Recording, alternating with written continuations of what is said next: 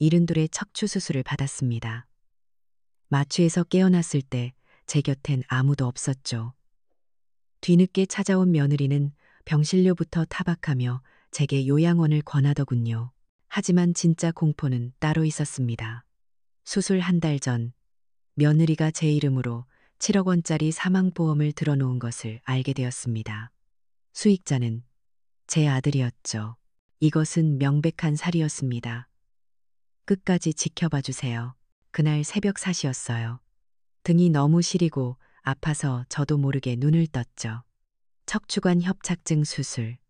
제 나이 72에 혼자 감당하기엔 참 무서운 이름이었어요. 그래도 어쩌겠어요. 자식들은 바쁘다는데 이 마포구 아파트에서 40년을 넘게 살았어요. 남편 먼저 보내고 애들 둘 다 키워서 내보내고 이제는 저 혼자 남은 이 집이 그날따라 유난히 넓고 스산하게 느껴지더군요. 창밖은 아직 어두운데 건너편 상가 불빛만 외롭게 깜빡이고 있었어요. 사실 그날 새벽에 큰아들 지영이한테 전화를 걸었어요. 48, 증권사에 다닌다고 늘 뻐기던 제 큰아들이죠. 목소리라도 듣고 싶어서요. 수술 전에 아들 목소리 들으면 힘이 날 것 같았거든요. 그런데 돌아온 대답이 참. 어머니, 어차피 수술 끝나고 오후에나 면회된대요. 그냥 알아서 가세요. 딱 그렇게 말하더군요. 알아서 가라. 그 말이 어찌나 뼈에 사무치던지. 그래도 바쁜 애들이니까 은퇴한 늙은 엄마가 이해해야지. 그렇게 스스로를 다독이면서 짐가방을 챙겼어요.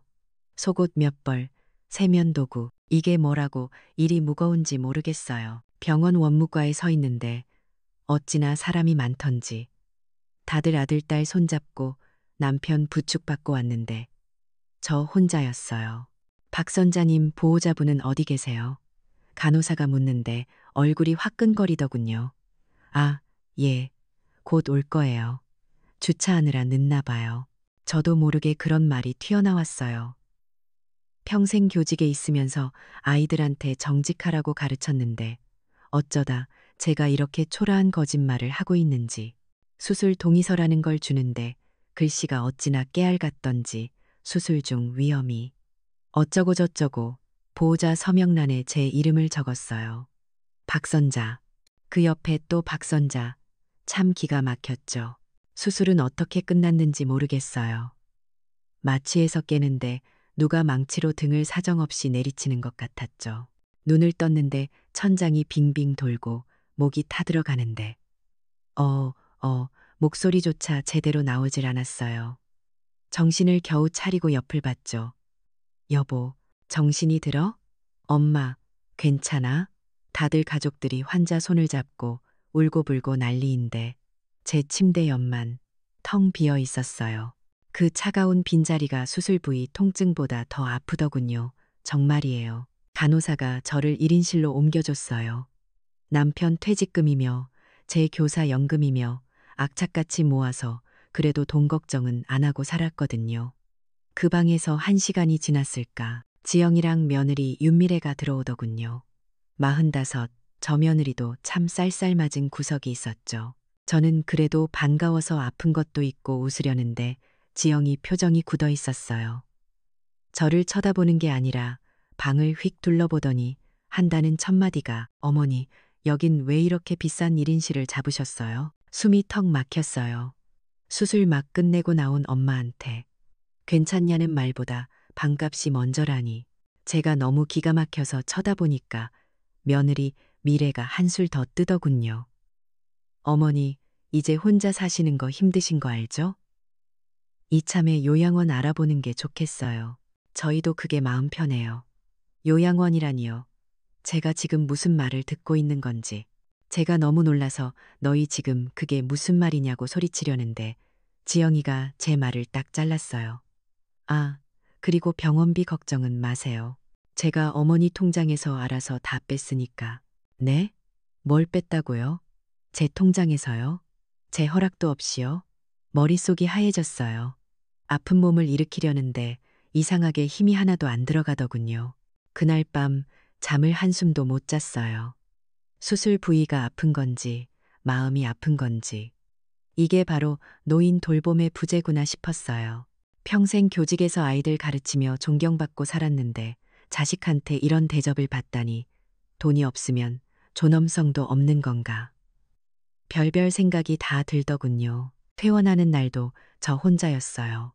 짐가방 하나 들고 병원 문을 나서는데 어찌나 서럽던지 택시를 잡으려고 손을 흔드는데 눈물이 비 오듯 쏟아졌죠. 바쁘다는 핑계. 그게 사실상 사회적 유기라는 걸 그때 깨달았어요. 보호자 없는 늙은이는 병원에서도 투명인간이더군요. 간호사들도 눈길 한번 안 주고 행정 처리도 전부 저 혼자 해야 했죠. 그렇게 겨우겨우 40년 된 제 집, 마포구 아파트에 돌아왔어요. 텅 빈 집이 저를 반기는데 이상하게 마음이 더 스산했어요. 무언가에 홀린 듯이 안방 서랍을 열었어요. 제가 제일 중요하게 여기는 것들을 넣어두는 곳이죠. 그런데 없었어요. 아무것도 없었어요. 제 평생 모은 통장들, 제 이름이 새겨진 인감도장, 그리고 이 집 집문서까지 싹 다 사라졌더군요. 손이 덜덜 떨렸어요. 아니겠지, 아니겠지. 지영이한테 전화를 걸었어요. 신호가 가는데 1분이 1년 같았죠. 지영이가 전화를 받더군요. 목소리가 얼음장처럼 차가웠어요. 제가 울먹이면서 지영아, 서랍에 통장이랑 인감이 말을 잇지 못하는데 아들이 그러더군요. 어머니, 이제 늙고 아프셔서 판단력이 흐리시잖아요. 제가 어머니 법적 보호자로 등록하고 모든 재산 관리하기로 했습니다. 네, 법적 보호자요? 그게 무슨 말인지. 전화기를 든 채로 저는 그 자리에 주저앉고 말았어요. 아무 생각도 나지 않았어요. 전화기는 이미 오래전에 끊겼는데 저는 그걸 손에 쥔 채로 거실 바닥에 한참을 주저앉아 있었어요. 수화기 너머로 들리던 그 차가운 쇳소리. 제가 이제 어머니 법적 보호자입니다. 그 말이 귓속에서 윙윙거리며 떠나질 않았죠. 법적 보호자라니요. 내가 72살 박선자가 평생 교직에서 아이들을 가르치고 남편과 함께 이만큼 가정을 일군 내가 아들놈의 보호나 받아야 하는 그런 존재가 되었다는 거잖아요. 손이 차갑게 식어가는 걸 느꼈어요. 40년 된 이 마포구 아파트가 이렇게 조용하고 낯설게 느껴진 건 처음이었어요. 멍하니 고개를 들었는데 거실장 위에 놓인 남편의 사진이 눈에 들어왔어요. 10년 전 2014년에 먼저 간 양반이죠. 사진 속에서는 환하게 웃고 있는데 그 웃음이 꼭 저를 꾸짖는 것 같았어요. 그 사람이 마지막 숨을 넘기기 직전에 제 손을 붙잡고 했던 말이 있었거든요. 그때는 그게 무슨 뜻인지 정말 몰랐죠. 남편은 힘겹게 숨을 몰아쉬면서도 제게 똑똑히 말했어요. 여보, 지영이, 저놈을 너무 믿지 마. 똑똑한 것 같아도 속이 깊질 못해. 진짜 문제는 며느리, 윤미래야. 그때 저는 그 말을 노인의 투정으로 치부했어요. 아픈 사람이니까 헛소리도 하겠거니. 감히 아들을 의심하는 남편이 서운하기까지 했죠.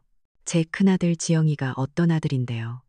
명문대 나와서 번듯한 증권사에 다니는 내 평생의 자랑이자 자부심이었죠. 반면에 캐나다에서 요리사 한다고 떠난 작은아들 지호는 늘 걱정은 됐지만 지영이만큼 제 어깨를 으쓱하게 해주진 못했거든요. 돌이켜보면 저는 참 못난 어미였어요. 자식들 사이에 금을 긋고 더 빛나는 자식만 편에 패나이했던 거예요. 남편의 그 유언. 그게 10년 만에 이렇게 제 뒤통수를 칠 줄이야. 미래가 문제다.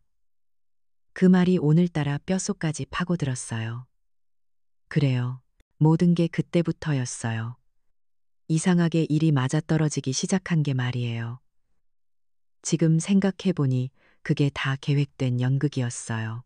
그 끔찍한 연극이 시작된 게 아마 2년 전 2022년 봄이었을 거예요. 어느 주말 지영이가 며느리랑 같이 저를 찾아왔더군요. 평소답지 않게 아주 비싼 한우 세트를 사들고요. 그러고는 식사 후에 저한테 조용히 서류 가방을 열어 보였어요. 어머니, 이건 증권사 VIP들만 하는 고수익 사모 투자라는 건데요. 어머니 은퇴하시고 연금만 받아 쓰시는데 노후 자금 확실하게 불려드릴게요. 그땐 정말 믿음직스러웠죠.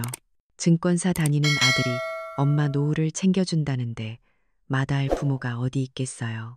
평생 교직에 있으면서 모은 돈, 남편이 남긴 퇴직금.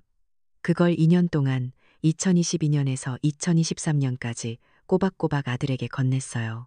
처음엔 1억, 그 다음엔 5천. 그렇게 총 2억 5천만 원을요, 제 평생을 바친 돈이었죠.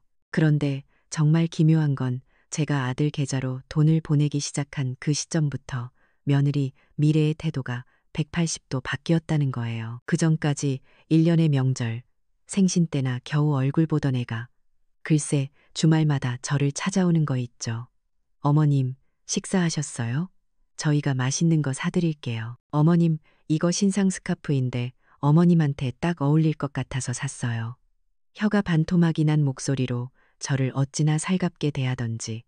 저는 그게 다 제가 아들에게 투자를 했기 때문에 며느리도 저를 대접해주는 거라곤 상상도 못했어요. 그저 이제야 며느리가 철이 들었구나, 남편의 유언이 틀렸구나 싶어서 얼마나 행복했는지 몰라요. 친구들 만나서 우리 며느리가 효녀라고 입이 닳도록 자랑을 했죠. 그렇게 2년간 저는 세상에서 제일 행복한 시어머니였어요.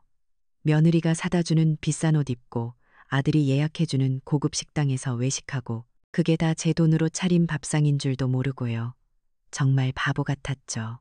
그 달콤한 연극은 정확히 올해 초 2024년 봄에 끝났어요. 지영이가 또 돈을 요구하더군요.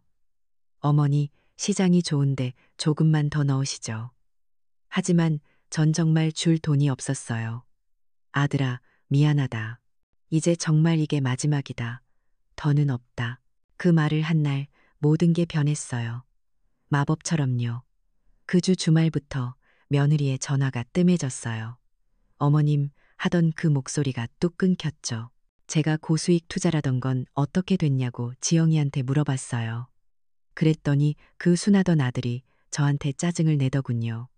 어머니, 지금 시장이 얼마나 안 좋은지 아세요? 자꾸 그렇게 재촉하지 마세요. 재촉이요?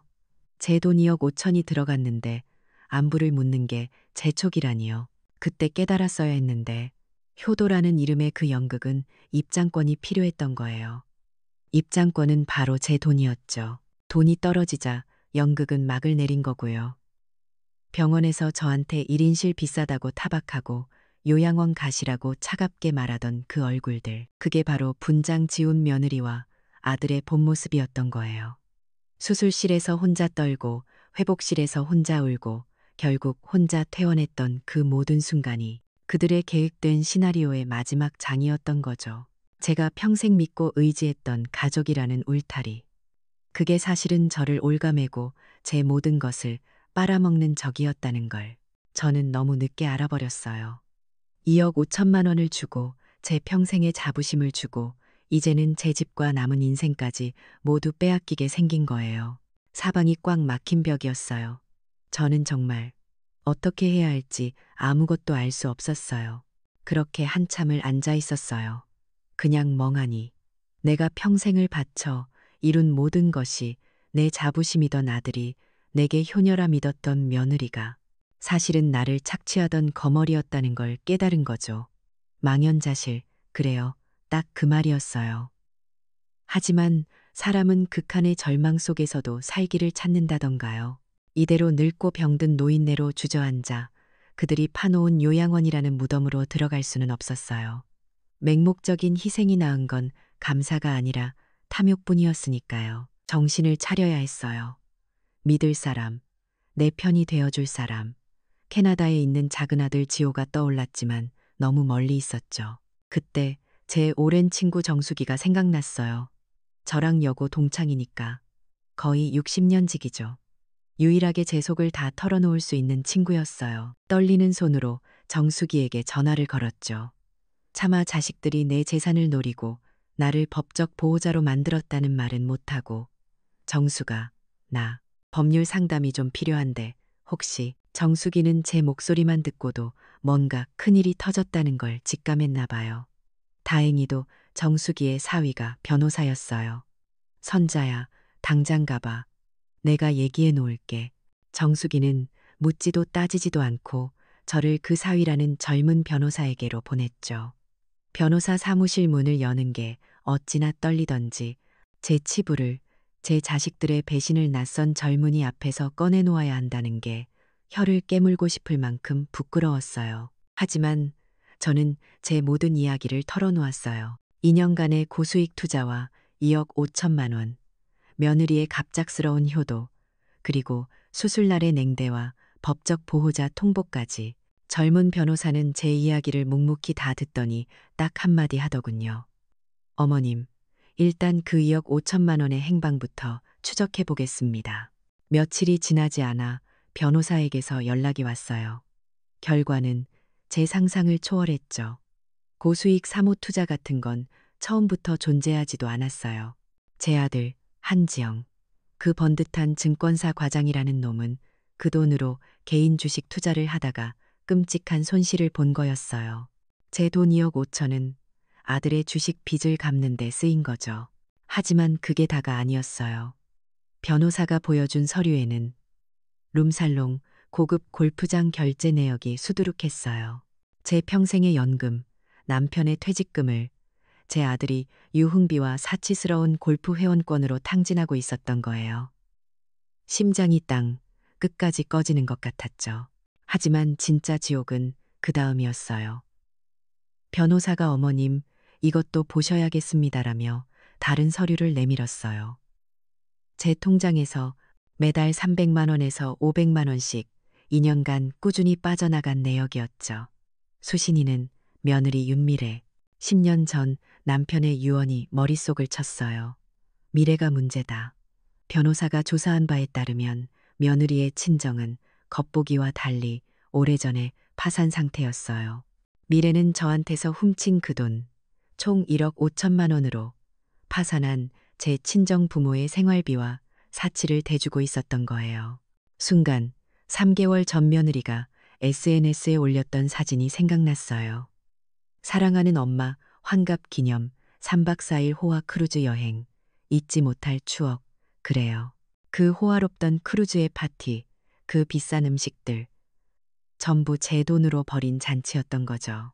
여기까지도 피가 거꾸로 솟는데 변호사의 표정은 더 어두워졌어요. 어머님, 이들은 어머님이 병원에 입원하신 사이에도 범죄를 저질렀습니다. 제가 수술실에서 마취에 취해 있을 때 그들은 제 인감으로 은행에서 5천만 원을 추가로 대출받았더군요. 심지어 제가 40년간 산이 마포구 아파트를 담보로 근저당을 설정하려다 서류가 미비해서 실패한 흔적까지 나왔어요. 왜 이렇게까지 했을까요? 제가 멍하니 묻자 변호사가 답하더군요. 어머님이 유언장을 작성하지 않으셨다는 걸 알고 있었던 것 같습니다. 캐나다에 계신 작은 아드님께 재산이 분배되기 전에 모든 것을 현금화해서 차지하려 했던 거죠. 그들은 제가 살아있을 때 모든 걸 빼앗을 작정이었던 거예요. 그리고 정말 마지막 서류. 변호사도 차마 이걸 보여주기 힘들다는 듯이 한숨을 쉬더군요. 그건 보험 증서였어요. 제 척추 수술 날짜, 정확히 한 달 전. 며느리 윤미래가 제 이름으로 가입한 생명보험이었죠. 보험금은 7억 원. 그리고 그 유일한 수혜자는 남편 한지영. 그 순간 저는 아무 소리도 들리지 않았어요. 그들은 제가 수술실에서 잘못되기를 바랐던 거예요. 아니, 그걸 계획했던 거죠. 재산을 훔친 게 아니었어요. 2년간의 사기극이 아니었어요. 이건 제 목숨을 노린 살인 계획이었어요.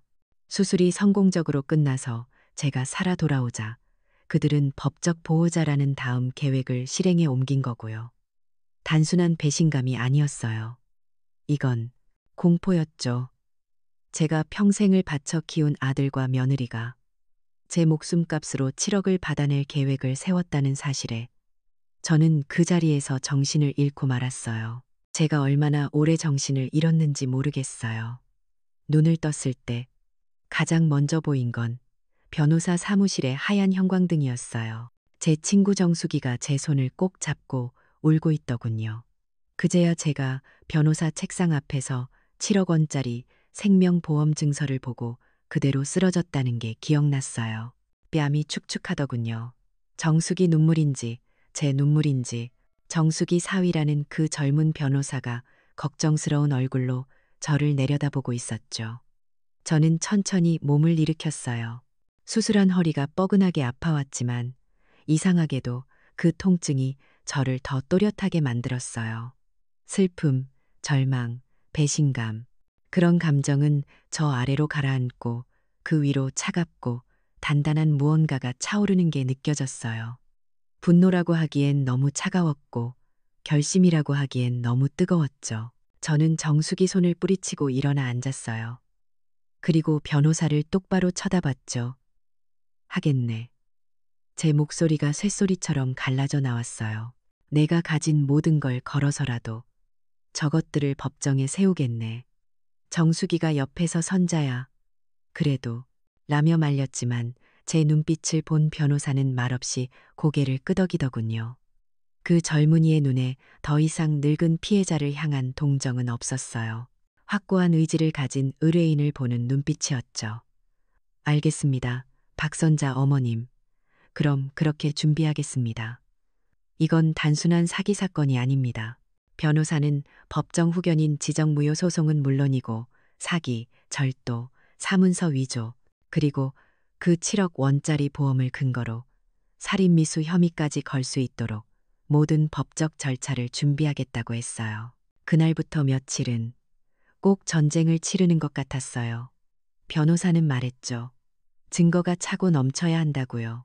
저를 판단력이 흐린 노인으로 몰아간 그놈들 앞에서 제가 얼마나 또렷한지 증명해내야 했어요. 가장 먼저 30년을 거래한 제 주거래 은행에 갔어요. 늘 웃으며 반겨주던 은행 창구 직원이 제 몰골을 보더니 어쩔 줄 몰라 하더군요. 지난 2년간의 모든 거래 내역서를 뽑아주세요. 그 종이가 한 뭉텅이로 출력되는데 제 가슴도 무너져 내렸죠. 2022년 3월 10일 한지영 마이너스 1억 원. 2022년 8월 5일 한지영 마이너스 5천만 원. 제 평생을 바친 돈이 그렇게 뭉텅뭉텅 빠져나가고 있었어요. 그리고 더 기가 막힌 건 매달 15일이면 어김없이 윤밀의 이름으로 300만 원씩, 28일이면 또 200만 원씩 자동이체가 걸려 있더군요.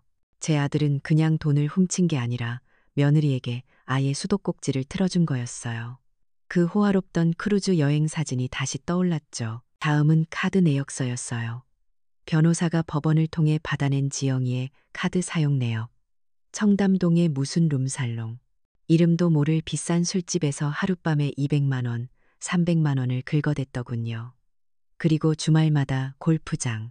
제 2억 5천 투자금은 아들의 술값과 골프채 값으로 사라지고 있었어요. 제가 병원에 입원해 있을 때 받은 5천만 원 대출 서류도 확보했어요. 거기엔 제 인감도장이 찍혀 있었죠.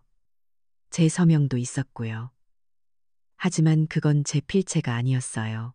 누가 봐도 급하게 따라 그린 조잡한 위조 서명이었죠. 그들은 제가 병상에 누워 고통스러워할 때 제 이름으로 빚까지 내고 있었던 거예요. 마지막으로 찾아간 곳은 보험사였어요. 7억 원짜리 생명보험 증서 사본을 받아드는데 피보험자, 박선자, 계약자, 윤미래, 수익자, 한지영. 제 목숨값이 7억이었던 거예요. 그 종이 한 장이 어찌나 무겁던지 손이 부들부들 떨렸어요. 변호사 사무실에 돌아오니 책상 위에 그 모든 서류가 산처럼 쌓였어요. 제 배신의 증거들이었죠. 변호사가 말하더군요. 어머님, 증거는 완벽합니다. 이제 그들의 자백이 필요합니다. 특히 법정 후견인과 보험에 대해서요. 그러면서 저에게 작은 녹음기 하나를 건넸어요. 꼭 USB처럼 생긴 거였죠. 주머니에 넣어두시고 이 버튼만 누르시면 됩니다. 72에 이런 걸 배워야 한다니. 그날 오후 내내 저는 집에서 혼자 녹음기 켜는 연습을 했어요. 늙고 뻣뻣한 손가락으로 그 작은 버튼을 누르는 게 어찌나 힘들던지. 제 숨소리, 시계 소리, 별의별 소리를 다 녹음해 봤죠. 제 스마트폰에 통화 녹음 기능이 있다는 것도 그때 처음 알았어요. 이 차가운 기계들이 이제 제 유일한 무기였어요. 그날 밤 저는 제 유일한 친구 정수기에게 전화를 걸었어요.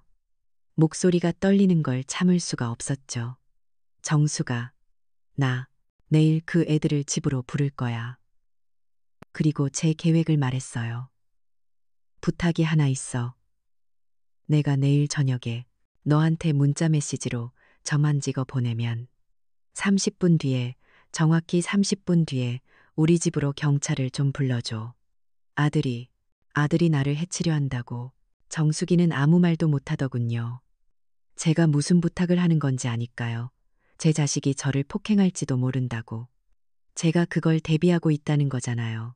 7억 원짜리 보험에 가입한 놈들이라면 무슨 짓이든 할 수 있었으니까요. 한참 만에 정수기가 울음 섞인 목소리로 말했어요. 알았다. 선자야, 알았어. 꼭 조심해.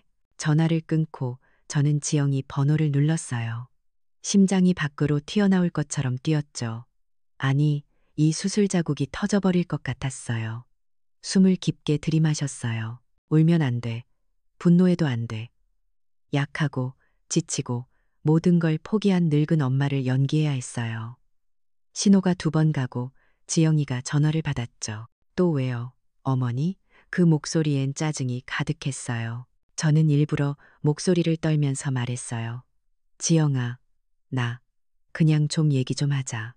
집, 집 문제도 그렇고 내가 잘할게. 내 말대로 할게. 그런데 마지막으로 너랑 미래랑 같이 좀 보자. 너희한테 줄게. 있어서 그런다. 한참 동안 말이 없더군요. 제 법적 보호자가 된 아들이 무슨 생각을 하는지 알 것 같았죠. 드디어 항복했군. 이제 요양원으로 보낼 일만 남았군. 딱 그거였겠죠. 알았어요. 내일 저녁 7시쯤 갈게요. 시간 없으니까 용건만 하세요. 전화가 끊겼어요. 저는 차갑게 식은 전화기를 내려놓았죠. 이상하게도 손이 떨리지 않았어요. 제 목소리는 완벽했어요. 덫은 놓아졌어요. 내일 저녁, 내 40년 된 이 집에서 마지막으로 다음날 저녁 7시 현관 도어록 누르는 소리가 들렸어요. 심장이 쿵 하고 바닥으로 떨어지는 것 같았죠. 하지만 저는 어제 연습한 대로 가장 힘없고 지친 표정으로 현관문을 열어줬어요. 지영이와 며느리 미래가 들어서더군요. 두 사람 표정에는 일말의 죄책감도 없었어요. 오히려 드디어 이 늙은이가 항복했구나 하는 오만함이 가득했죠. 지영이는 거실 소파에 털썩 주저앉으며 말하더군요. 용건만 간단히 하세요, 어머니. 저 바빠요. 저는 아무 말 없이 거실 테이블로 갔어요. 주머니 속에선 변호사가 준 작은 녹음기가 이미 돌아가고 있었죠. 저는 테이블 위에 제가 준비한 서류 봉투들을 하나씩 아주 천천히 올려놓기 시작했어요. 그래, 용건만 간단히 해야지. 첫 번째 봉투. 은행에서 뗀 2년간의 거래 내역서였어요. 이게 뭐냐, 지영아. 네가 고수익 투자라며 가져간 2억 5천만 원. 그리고 미래 내 통장으로 매달 500만 원씩 꼬박꼬박 들어간 1억 5천만 원. 내역이 여기 다 있구나. 지영이의 얼굴이 살짝 굳었지만 여전히 태연한 척하더군요. 그게 뭐 어쨌다는 건데요? 두 번째 봉투를 열었어요. 아들놈의 카드 내역서였죠. 이건 내 투자금으로 네가 다녔다는 청담동 룸살롱 영수증, 그리고 주말마다 갔다는 골프장 영수증. 네가 말한 VIP 투자가 이런 거였니? 지영이의 눈이 흔들리기 시작했어요. 세 번째 봉투. 제가 수술실에 있을 때 제 인감으로 받아낸 5천만 원 대출 서류였어요. 위조된 제 서명과 함께요. 내가 목숨을 걸고 수술대에 누워있을 때 너희는 내 이름으로 빚까지 내고 있었더구나. 지영이는 이제 당황한 기색이 역력했지만 그래도 버티더군요. 그래서요, 어머니 재산 자식이 좀 쓸 수도 있는 거 아니에요? 법적 보호자가 저인데 무슨 문제라도. 저는 마지막 봉투를 꺼냈어요. 그리고 그 안의 서류를 테이블 위에 천천히 펼쳤죠. 그래, 내 말이 맞다. 이게 문제인지 아닌지 이것까지 보고 얘기해 보렴. 그건 7억 원짜리 생명보험 증서 사본이었어요. 피보험자 박선자, 계약자 윤미래, 수익자 한지영. 그걸 본 순간 두 사람의 얼굴에서 피가 싹 가시더군요. 오만함도 짜증도 아니었어요. 그건 완벽한 공포였죠. 제가 다 알고 있었다는 공포. 며느리 미래가 먼저 이성을 잃었어요. 그 살가운 어머님 소리는 어디 가고 찢어지는 목소리로 소리를 지르더군요. 그래요. 그게 뭐 어때서요? 어머니 어차피 늙어서 얼마나 더 사신다고. 그 돈 우리가 좀 쓰면 안 돼요? 죽으면 다 썩어 없어질 돈인데. 아, 드디어 본색을 드러내는구나. 저는 그 순간 주머니 속에 휴대폰을 꺼내 친구 정수기에게 어제 약속했던 문자 메시지 점 하나를 찍어 보냈어요. 그리고 녹음기가 잘 돌아가는지 확인했죠. 제 며느리의 그 악독한 말을 들은 지영이는 자기가 덫에 걸렸다는 걸 깨달았겠죠. 이성을 완전히 잃어버렸어요. 이 노망난 할망구가 소리를 지르면서 옆에 있던 난초 화분을 집어 벽에 던져버렸어요. 흙과 사기 조각이 사방으로 튀었죠. 그리고는 제게 달려들었어요. 집문서 어딨어? 당장 내놔. 그 거대한 손이 제 목을 틀어쥐었어요. 숨이 막혔어요. 쿨럭. 수술한 허리가 비명을 질렀죠. 하지만 저는 두렵지 않았어요. 그래, 7억 5천만 원짜리 보험금에 이 집까지 탐이 났구나. 그 순간이었어요. 현관문이 부서져라 열리고 지금 뭐 하시는 겁니까? 하는 고함과 함께 경찰들이 들이닥친 건 제 친구 정수기가 약속을 지킨 거죠. 정확히 30분 뒤였어요. 경찰들이 제 목을 조르고 있던 아들의 팔을 꺾어 뒤로 돌렸어요. 수갑이 채워지는 철컥 소리가 제 40년 된 이 마포구 아파트에서 그렇게 선명하게 울려 퍼질 줄이야. 한지영, 제 아들놈은 존속 폭행 현행범으로 그 자리에서 체포됐어요. 며느리 미래는 하얗게 질린 얼굴로 그 자리에 주저앉아 벌벌 떨고 있었죠. 그 다음은 전쟁이었어요. 저는 제 아들과 며느리를 사기, 절도, 사문서 위조, 그리고 존속 폭행 혐의로 정식 고소했어요. 변호사가 확보한 모든 증거와 그날의 녹취록까지 전부 제출했죠. 수사 과정에서 더러운 것들이 더 터져나왔어요. 한지영 그놈, 제 돈만 횡령한 게 아니더군요. 자기가 다니던 증권사 공금까지 수억 원을 빼돌린 게 발각됐어요. 당연히 회사에서는 바로 해고됐죠. 몇 달 뒤 법정에 섰어요. 저는 피해자석이 아닌 방청석 가장 앞자리에 앉아 있었죠. 피고인석에 선 아들과 며느리를 똑똑히 보려고요. 재판이 불리해지니까 제 아들이 무슨 짓을 했는지 아세요? 살기 위해 제 아내를 배신하더군요. 재판장님, 저는 억울합니다. 저는 아내 윤미래가 시키는 대로 했습니다. 보험도 매달 돈을 빼낸 것도 전부 저 여자가 계획한 겁니다. 남편의 유언이 또 한 번 스쳐 지나갔죠. 속이 깊지 못한 놈. 최종 판결이 내려지던 날, 법정은 조용했어요. 판사가 판결봉을 두드렸죠. 한지영, 사기, 횡령, 사문서 위조, 존속 폭행, 모든 혐의가 인정되어 징역 2년 6개월 실형. 제 아들은 법정 구속됐어요. 그리고 며느리 윤미래, 사기 공모 혐의로 징역 1년에 집행유예 2년. 그리고 훔쳐간 1억 5천만 원 전액 배상 판결을 받았죠.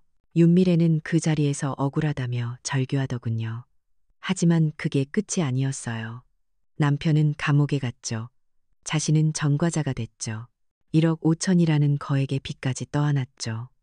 게다가 며느리에게서 더 이상 불법 자금이 흘러가지 않으니 파산했던 며느리의 친정집은 어떻게 됐을까요? 결국 채권자들이 집을 가압류했어요. 그 호화롭던 크루즈 여행의 대가로 그 식구들은 모두 길거리로 나앉게 된 거예요. 저는 아무 표정 없이 법정을 걸어 나왔어요. 통쾌했냐고요? 아니요, 그냥 모든 것이 제자리로 돌아간 것뿐이었어요. 그들이 저지른 완벽한 범죄에 대한 완벽한 심판이었을 뿐이죠. 법정을 걸어 나오는데 이상하게 아무 감정이 없었어요. 통쾌할 줄 알았는데 그렇지도 않더군요. 그냥 모든 게 끝났다는 공허함, 극인 전쟁이 드디어 막을 내렸다는 생각뿐이었죠. 아들 놈은 수갑을 차고 끌려나갔고 며느리는 빚더미에 앉아 법정 바닥에 주저앉아 울부짖더군요. 저는 그 모습을 뒤로하고 홀로 택시를 타고 마포구 집으로 돌아왔어요. 40년을 산 내 집. 하지만 그날따라 이 집이 끔찍한 감옥처럼 느껴졌어요. 이 집. 시가 10억이 넘는다는 이 아파트. 그들의 탐욕이 시작된 곳이고 제 목숨을 노린 계획이 세워진 곳이죠. 거실 소파에 앉아 있는데 숨이 턱턱 막혔어요. 아들의 폭언, 며느리의 그 찢어지는 목소리, 깨진 화분 조각들. 이 집 모든 구석에 그 끔찍한 기억이 배어 있었죠. 결심은 그날 바로 섰어요. 다음 날 아침 저는 부동산에 전화를 걸었어요. 집을 팔아주세요. 가장 빠른 사람에게 금매로 넘기죠. 40년 삶이 담긴 집을 정리하는 데는 일주일도 걸리지 않았어요. 그들이 그토록 노렸던 재산의 근원, 그 탐욕의 상징을 제 손으로 불태워버리고 싶었어요. 짐도 거의 싸지 않았어요. 40년 세간살이를 대부분 버렸죠. 그들의 손때가 묻은 것 같아서요. 어디로 가야 할까? 서울은 떠나고 싶었어요. 이 지긋지긋한 기억에서 가장 먼 곳으로요. 문득 바다가 보고 싶더군요. 조용하고 깨끗하고 아무도 저를 모르는 곳, 강릉. 그 도시가 떠올랐어요. 저는 집 한 돈으로 강릉 바다가 보이는 작은 아파트를 하나 얻었어요. 혼자 살기에 딱 좋은 아주 아담한 곳이었죠. 그 소식은 캐나다에 있는 작은 아들 지호에게도 들어갔나 봐요. 제가 강릉에서 짐을 풀고 있을 때 지호가 헐레벌떡 공항에서 바로 달려왔더군요. 43 먹은 아들놈이 저를 보자마자 아무 말도 못하고 와락 껴안는데 어머니, 그동안 얼마나 힘드셨어요. 그 한마디에 제가 무너졌어요. 법정에서도 경찰서에서도 아들놈이 내 목을 조를 때도 흐르지 않던 눈물이 그제야 터져 나오더군요. 지호 등을 붙잡고 한참을 울었어요. 어머니의 모든 결정을 지지합니다. 지호는 제 편이었어요.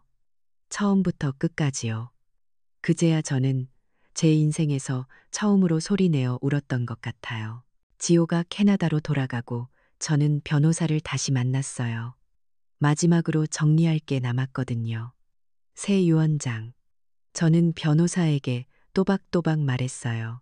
내 모든 재산에서 큰아들 한지영과 며느리 윤미래가 나에게 훔쳐간 4억 원. 2억 5천에 1억 5천. 그 4억 원을 정확히 공제하고 남은 것이 있거든 지호에게 주겠다고 적어주세요. 그건 사실상의 의절 선언이었죠. 법적으로 그놈에게 단돈 10원도 남기지 않겠다는 제 마지막 의지였어요. 물론 고통이 왜 없었겠어요. 제 가장 큰 고통은 손주들이었죠. 지훈이, 하은이, 며느리 미래가 키우고 있는 제 손주들. 그 애들은 무슨 죄가 있겠어요. 하지만 저는 알았어요.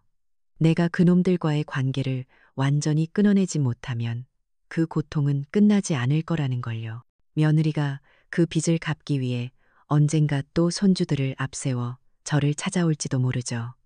저는 제 평화를 위한 대가로 손주들 사진을 서랍 깊숙이 넣었어요. 다시는 보지 않겠다고 그렇게 다짐했죠. 그게 아마 제 인생에서 가장 아픈 결정이었을 거예요.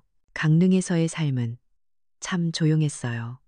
이른둘에 저는 새로운 삶을 시작했죠. 아침에는 동네 복지관에서 요가를 배웠어요. 뻣뻣하게 굳었던 몸, 수술 자국이 남은 허리를 천천히 펴는데 시원하더군요. 오후에는 수묵화 교실에 나갔어요.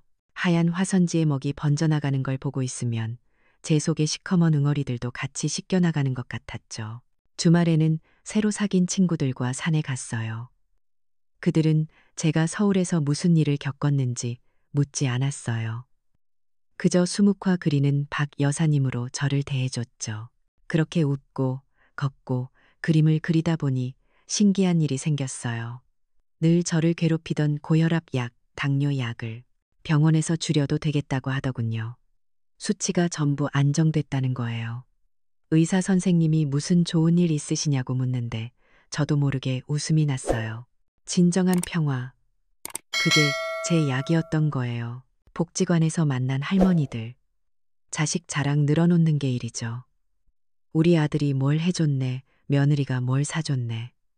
저는 그냥 조용히 듣고만 있어요. 그러다 가끔 물어보시죠. 박 여사님은 자제분들? 그럼 저는 그냥 웃어요. 그리고 가끔 저와 비슷한 상처를 가진 분들을 만나면 제 이야기를 조금 해줘요. 자식에게 모든 것을 다 바치지 마세요.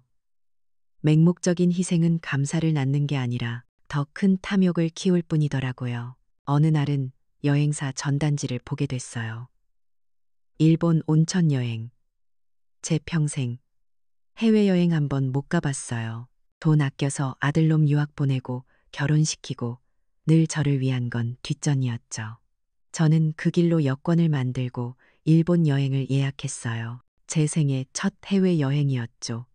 72살에요. 여행을 떠나기 전 저는 마지막 정리를 했어요. 통신사에 가서 전화번호를 바꿨죠. 그리고 제 새 주소, 새 전화번호는 캐나다에 있는 지호와 제 친구 정숙이 외에는 아무에게도 알리지 않았어요. 그놈들이 감옥에서 나오든 며느리가 파산하든 이제 저와는 아무 상관없는 일이었어요. 오늘도 강릉 바닷가에 나왔어요. 파도가 참 잔잔하더군요. 사람들은 저에게 말할지도 몰라요. 아들을 감옥에 보낸 독한 어미라고. 그래도 가족인데 용서해야 하지 않겠냐고. 용서요? 저는 용서하지 않아요. 감히 내 목숨을 담보로 7억 원짜리 보험을 들고 내 평생을 바친 돈으로 룸살롱을 드나들고 내 목을 조른 그들을 저는 용서할 생각이 없어요. 저는 그냥 제 인생에서 그 고통스러운 과거를 지워버리기로 선택한 거예요. 다시는 배신이 없는 곳에서 나의 남은 삶을 오롯이 나를 위해서 살기로 선택한 것뿐이죠. 바닷바람이 참 시원하네요. 72살. 저는 지금 처음으로 제 인생을 살고 있어요. 박선자 여사의 이야기는 맹목적인 희생이 감사가 아닌 탐욕을 키울 수 있다는 걸 보여줘요. 자식에게 모든 걸 바치는 게 정답은 아니었죠. 결국 자신의 평화와 존엄은 마지막 순간에 자기 스스로 지켜야 하는 거였어요.